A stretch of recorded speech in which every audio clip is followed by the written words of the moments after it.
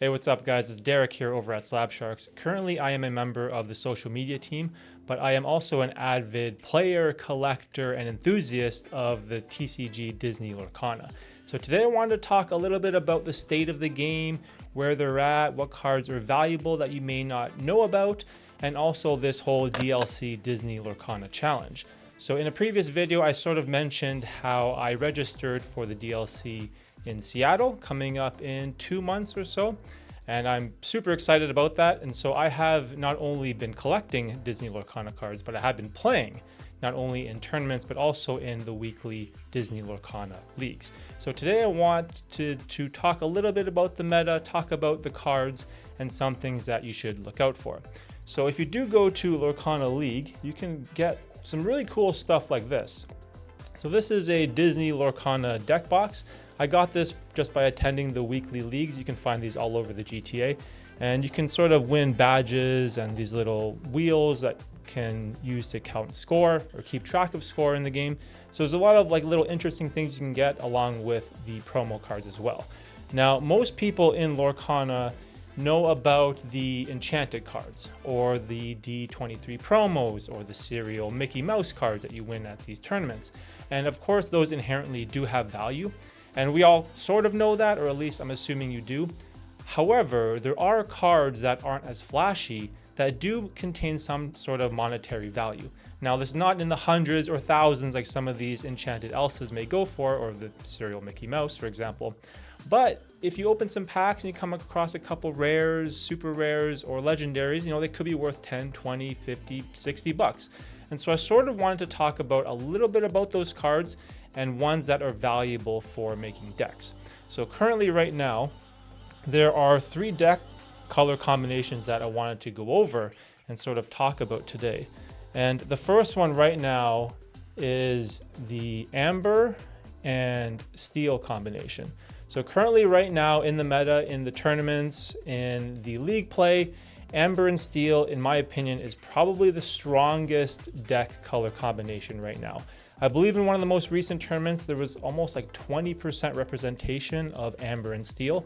So basically, the way that this deck works is that the amber cards, as in right here, you have an Ariel. So the way Lorcana works is the cost is in the top left corner. So it costs 3 ink or resources to play Ariel. She has 2 attack and 3 health. It's basically the simple way to remember the cards. And she quests right here for 1. This is a symbol. So on your turn, you can quest or you can challenge other characters in order to win the game. And first to 20 points wins. And so what's interesting about this Ariel card is that when you play her, you can look at the top 4 cards of your deck and look for a song. And so when you see this card, it's cool, it's Ariel.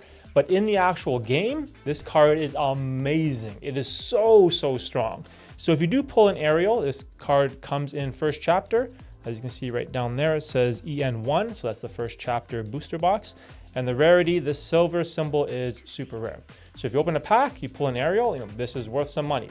Again, not hundreds or thousands, but it is definitely valuable. You could sell it, maybe buy some more packs, or just let it roll. Other than that, we have a Prince Naveen. This was a new card in the Shimmering Sky set, which is the 5th expansion. And this right here is, as you can see, it is a legendary card. And this card was all the hype, all the rave. It was a chase card when the set first came out, and this card is ridiculously strong in the game.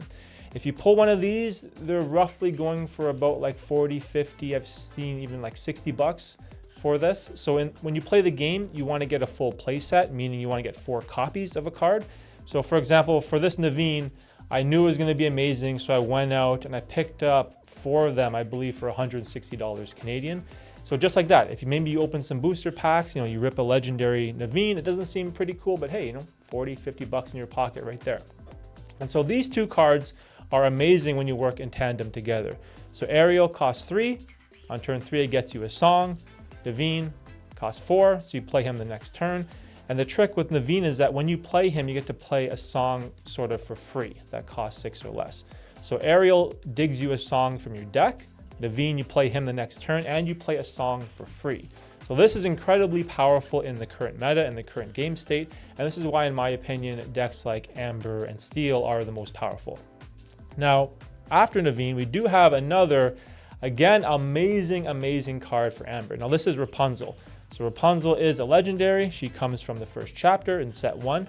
And this is, I believe, the most expensive non-foil, non-enchanted card in the game right now. It runs you anywhere from 65, 70 bucks plus just for one of these. I remember I had to pick up a full play set for, I think I spent over $200. So Rapunzel is an amazing card. Doesn't seem that great, only has 1 attack, 5 health. However, her effect is when she comes into play, she can heal one of your characters. So she heals damage off one of your characters. And for each damage that you heal, you draw a card from your deck. Now in Lorcana, the draw mechanic is incredibly powerful. So similar to Ariel, Ariel lets you pull a song from your deck, which is nice. Rapunzel, you can heal something up for 3 damage and draw 3 cards from your deck. So these cards right now are just absolutely amazing. They kind of work really well together. And the reason why you want to add Steel or combine Steel with Amber is because Steel has a whole bunch of really good songs. So these 3 cards are all songs right here. And so the first one, we have a 3-cost song. It is Let the Storm Rage On. So basically it does 2 damage and lets you draw a card. Again, anything in Lorcana that says draw a card or gain some type of card advantage to your hand, it is incredibly valuable. So again, this card, it's only a common right here. So it's not worth a lot of money, but it is definitely valuable to players like myself. Next, we have Along Came Zeus. Now this is a super strong card. It is a rare that came in set 3, so that is Into the Inklands. And it basically does 5 damage to a chosen character. Again, super strong card. The way this sort of works is that you can play Ariel on turn 3. You look for a song from the top 4 cards. It could be the Zeus. Next turn, you play Naveen, which lets you play a song for free. And bam, you're just doing 5 damage for free to one of your opponent's characters. So again, super strong card. You want to try to pick up a play set of 4 of this. So if you do pull it in the pack, again, it has some value. And last but not least, the strongest Steel card, in my opinion, by far, and that is A Whole New World. Now, this is a common theme. A lot of the first chapter cards are amazing in the game, and this is why the first chapter booster box is so expensive. It's not just the Enchanted Elsa. It's that players like myself are hunting for these first chapter cards because they're just so good in the game. And what A Whole New World does is it costs 5 in the top corner right here, and it basically says each player discards their hand and draws 7 cards. Now, at first, it might seem, no, that's kind of weird. You're giving 7 cards to your opponent. However, in this Amber Steel deck, usually you're just playing a lot of cards from your hand. You're playing Prince Naveen. You're playing songs for free from your hand. So you're depleting your hand pretty quickly. And what A Whole New World does is it replenishes that fully. And so again, another great, this is why Prince Naveen is such an amazing card. You play Naveen, and he says you can play a song for free that costs 6 or less. So bam, you can just play A Whole New World for free. So not only are you playing Prince Naveen on turn 4, but you draw a whole new hand of 7 right after that. And so this is why, in my opinion, the Amber, you call this deck Amber Steel Song, because it has all these Amber characters with a lot of Steel songs, and you play them in tandem together, and the deck is just incredibly strong. So in the upcoming Disney Lorcana challenges, I believe in Vegas and Seattle, you're going to see a strong representation of this deck, as well as in the weekly Disney Lorcana leagues. I face this deck pretty much every single week. I usually play on Mondays, Tuesdays, and Thursdays, and there's always an Amber Steel Song deck out there. So if you do open packs and you have any of these cards right here, they definitely are valuable to players like myself. So the second deck that I sort of wanted to go over is Sapphire and Ruby. Now this deck has sort of been around for a while. It is incredibly popular. It has transformed and changed as the meta has evolved. So right now we're sort of in a bizarre place as to what cards people want to play, but I'll just give you a basic rundown of how the deck essentially works. So for those that don't know, the blue color, or Sapphire, is basically the color that lets you ramp. And what ramp means is that every single turn you can take one of your cards and turn them into ink, and ink is a resource. So on turn 1, you can ink a card, so now you have 1 resource. Turn 2, you can ink another card, so now you have 2.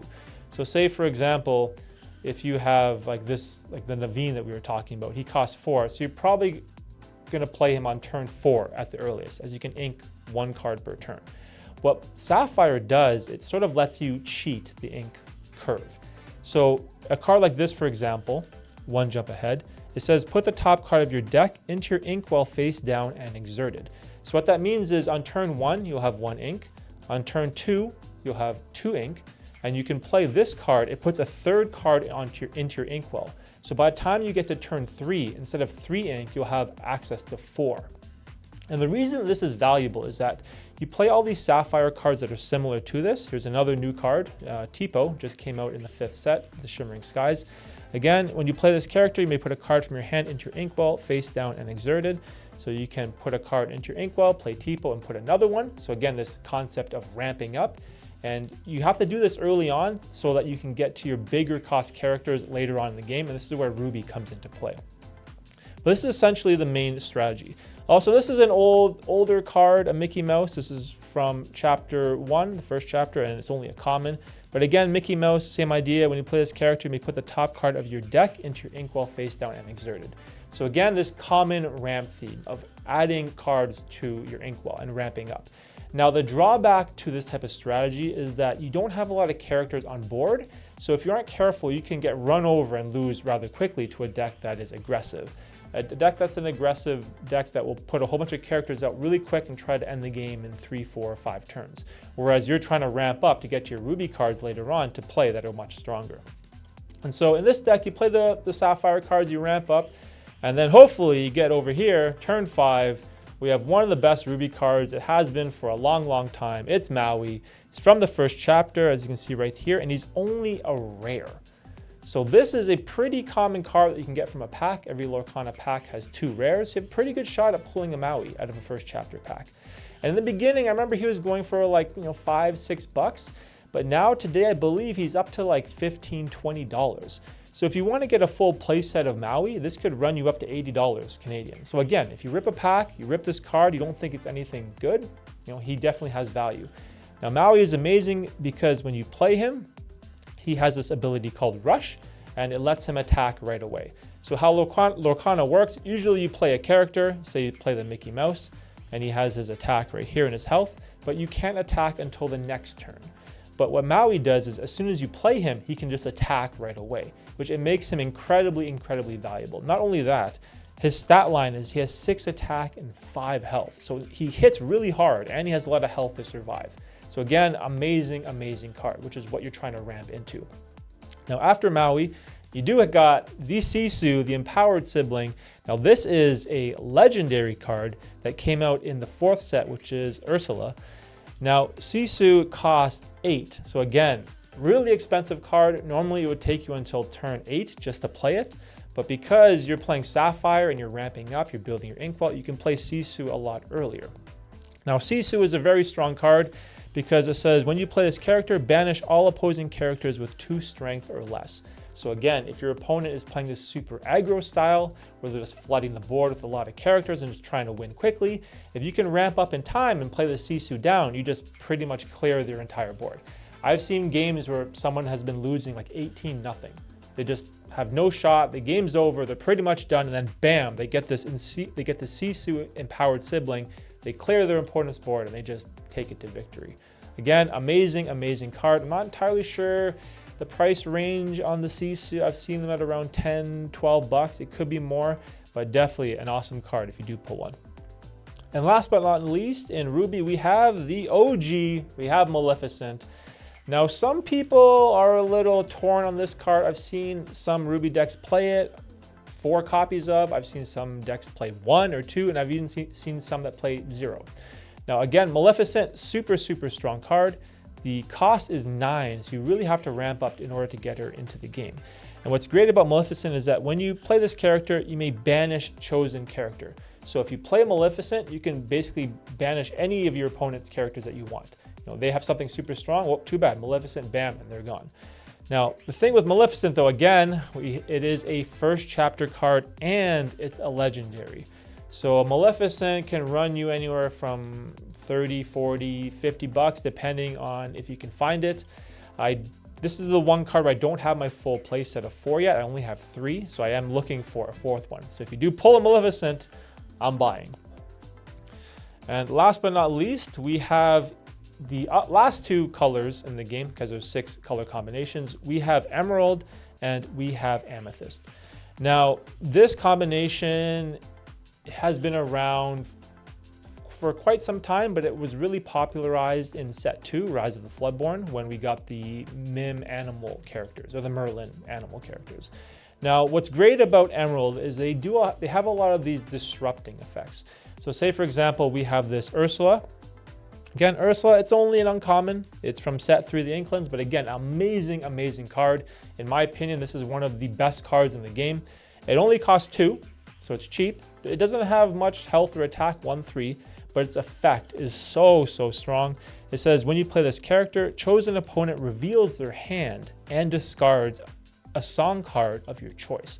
And the reason this is powerful is not just because you're discarding a song from their hand, so they're losing a card, but the information you gain from looking at their hand. By seeing their hand, you can see their line of play in the upcoming future turns. And also, say for example, if you're facing that amazing Amber Steel Song deck, right, with the Rapunzels and all that, if you Ursula, if you see one of these, the Zeus in their hand, or maybe they have a whole new world in their hand, you can just have them discard it right away. So again, if you play Emerald, Ursula, amazing must-play card. It's only uncommon. I think it even runs up to like $1 if you want to buy it. But yeah, awesome, awesome card if you do play green. Next, we have an interesting one. We have Lyle Tiberius Rourke. Now, this card seemed pretty bad for a while. It's a super rare, came out of set 3, the Inklings. But recently, this card has exploded in the meta. And the reason for this is because he has this interesting ability that when Lyle is in play and one of your characters gets banished, your opponent loses a point. Now, this is a mechanic that is not very prevalent in Lorcana and is not very popular. However, there are a lot of these really aggressive aggro style decks that are popping up in the meta right now. And a lot of people are trying to beat you by turn 4, turn 5. They're just putting all these like low cost characters out, questing, going for 20 points and just winning the game really quickly. And if you get a Lyle out on board, you pretty much nullify that strategy altogether. Because not only does he have this one ability where when your characters are banished that your opponent loses points, but he has another ability that when you play him, you can give another character Reckless. And what that means is if you have Reckless, that means your character has to attack and they can't quest. And questing is done by, see this little symbol right here? So if you were to quest with Rourke, he would give you 1 point. If you were to quest with Cinderella, she would give you 2 points. And the object of the game is to get to 20. So if you're playing someone with a deck that's just trying to quest and try to get to 20 points, you play the Lyle down, and now that character has to attack and they can no longer quest. So this card is becoming incredibly popular in the meta. For the longest time I saw it, it was like $1, like $1.50 maybe. It was cheap. No one even really cared much for it. But this card is gaining a lot of popularity from what I've seen. And last but not least, to round out Emerald, these are, again, a lot of cheap cards. So I wanted to switch it up. I didn't want to just show all legendaries. We have Kit Cloud Kicker. Now, Kit, again, is only an uncommon, and he's from the 3rd set, Inklings, and he costs 3 ink. And what's great about Kit, again, like the other green cards, when you play him, you can return one of your opponent's characters that has 2 strength or less to their hand. So again, similar to the idea of Lyle, taking advantage of the decks that are overly aggressive, where if you play Kit down, you can bounce, that's what we call it in the game, by returning a low strength character to this player's hand. And what this does is it essentially gains you tempo or board control. And so a card like this seemed kind of not that great for a while, but with the emergence of these super aggro, hyper aggro decks in the new meta, this common or uncommon Kit Cloud Kicker has been gaining a lot of popularity. So again, pretty good card. Now, to talk about the Amethyst ink pairing that goes along with Emerald, we have the snake, the fox, and the goat. So we call this the Merlin animal package. I'm not sure how else to describe it. It came in set 2, Rise of the Floodborn. There's also a rabbit, there's a crab, there's a squirrel, there's a turtle, but these 3 are the 3 animal cards that you want to play in the Merlin package. And you want to play 4 of each because they're just so strong. And so we'll go over the first one. And the way that these cards work is, in order to play them from your hand, you have to return or bounce another one of your characters back to your hand. So at first that seems a little detrimental. Like, why would you want to return a character card back to your hand? You're losing your ability to quest, you're losing your ability to challenge or attack something. However, they do come with an added benefit of really overpowered stat lines. So this Madam Mim Snake, it only costs 2, but it has 3 attack and 3 health. So it's a really strong body as compared to, like, what's another 2-cost character? Like the Ursula is same 2 costs, but has only 1/3. Well, this is 3/3. And so again, the whole idea behind this sort of Madam Mim Snake card is that if you have a card like Ursula, for example, you play an Ursula, you look at your opponent's hand, you get rid of a song. Now, if you bring out the Madam Mim Snake, you play the snake, you bounce the Ursula back to your hand. Now you can play the Ursula again and take another song card from your opponent's hand.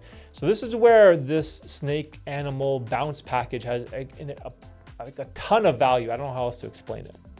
But anyways, we'll go to the next one. We have Madam Mim Fox. Now again, very similar. When you play this character, banish her or return another chosen character of yours to your hand. So again, you have to, when you play one of these Mim cards, you have to bounce another character back. And if you don't, then it just gets banished. But Mim Fox costs 3, has 4 attack, 3 health, and similar to the Maui, it has rush. So when you play her, she can just instantly attack right away. She doesn't have to wait till the next turn. So again, a super strong card. And last but not least, we have the Merlin Goat. Now at first glance, this doesn't really seem like much. He costs 4. He has 4 attack, 3 health, seems pretty strong. However, he has this ability called Here I Come, and it reads, when you play this character and when he leaves play, gain 1 lore. So this is impactful because when you play this character, so say you play the goat down and you gain a lore. And remember, it takes 20 lore to win a game. And if someone banishes or kills your Merlin Goat, he gains you another lore for leaving. So he essentially gives you 2 lore. Now, the benefit here is that say you play a goat, right? So you gain 1, but then you play the snake and you bounce the goat back to your hand. That is also considered leaving play. So he gains you a lore. So you gain a point for playing him, you bounce him, you gain a point for bouncing him back, and you play him again, right? So you can continually rotate this bounce package of bouncing your goat for points. You can bounce the Ursula to look at your hand and just look at your opponent's hand and discard songs. There's also another Merlin card, the Rabbit. When you play the Rabbit, he draws a card. When he leaves play, he also draws a card. So there's this awesome synergy between Amethyst and Emerald right now, where you have all this, the bounce package from the Merlin animals, and the Emerald cards have all these effects when they come into play.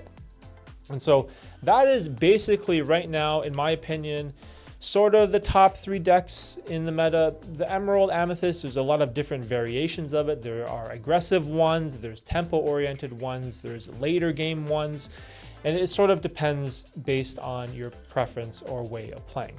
Now, for me, I am generally more of a control-oriented player. So instead of playing these aggro decks that try to win in, like, say, turn 3, 4, or 5, I like to play a more control-style game where more like, maybe I'll try to play the Sapphire, Ruby, try to ramp up to the Sisu, play the Maui, get the Maleficent Dragon. For me, that's a lot more fun when you're playing Lorcana. But again, if you want to play some of those decks, they are a lot more expensive. And so if you wanted to get into the Lorcana TCG and maybe just wanted to play, maybe you wanted to collect or whatever, hopefully some of these cards will give you insight into what is valuable. Now, it's not just the foil cards. Of course, the foil cards are shiny, they look awesome, they inherently do have value along with the enchanted cards, but some of these simple, uncommons, rares, super rares, legendaries, they're pretty good, they're pretty valuable. So go through your collection, see what you have.